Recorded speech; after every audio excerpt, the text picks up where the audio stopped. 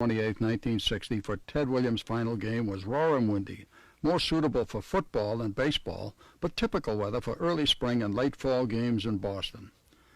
Before the game, Ted stopped to chat with Joe Cronin, his Red Sox manager when Williams came up to the big leagues in 1939. Then onto the field, where he was greeted by the cheers of just 10,454 faithful Red Sox fans. Williams was presented with Boston's traditional gift, a Paul Revere Bowl. And then Mayor John Collins, crippled by polio a few years earlier, spoke briefly and presented Ted with a check for the Jimmy Fund.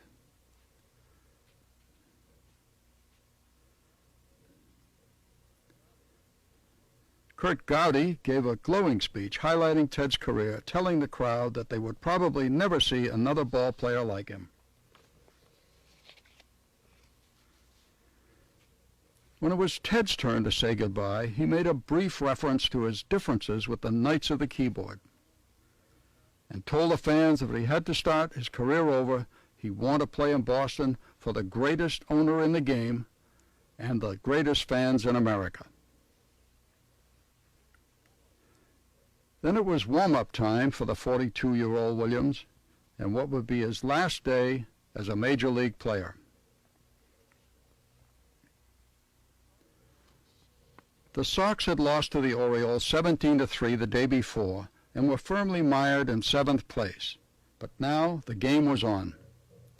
With Steve Barber, a young pitcher born about the time Ted Williams had been a Red Sox rookie, on the mound for Baltimore. Barber walked Williams.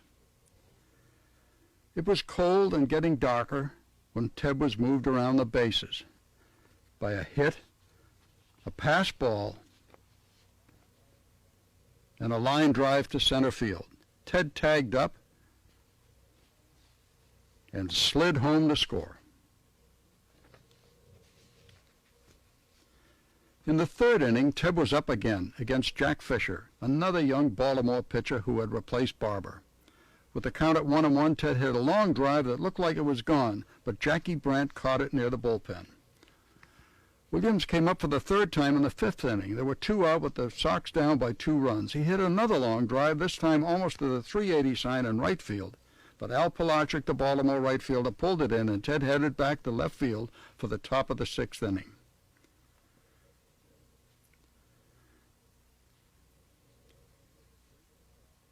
There was a brief distraction near the end of a late September day. It got so dark that the seldom used night game lights were turned on. Then Ted came out of the dugout one more time, prepared to bat. The crowd stood and applauded like they were double their number, probably more applause than Willie Tasby at the plate had ever heard.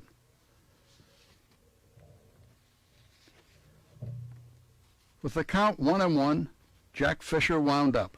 This time it was right over the plate. Crack through Fenway's lights and gray sky, a 440-foot blast into the bullpen near deep right center, gone. With his head down, Ted rounded the bases, the crowd applauding wildly, the 10,000 plus now sounding like 100,000. Ted crossed the plate, a quick handshake with Red Sox catcher Jim Pagliarone, then into the dugout with a fan trying to go in after him. Teddy Ball Game had ended his amazing career with a dramatic home run, his 521st, a grand exit. It had been a long and memorable day, but Ted paused for a quiet moment with an old friend, former Braves owner Judge Emil Fuchs. Then it was time for final goodbyes to players, umpires who had witnessed his batting skills up close, and manager Mike Higgins. Hollywood couldn't have scripted it any better. Teddy Ball Game's perfection with the bat. The kid held up his Red Sox uniform shirt with its memorable number 9 for a final picture, blew it a kiss, and hung it up.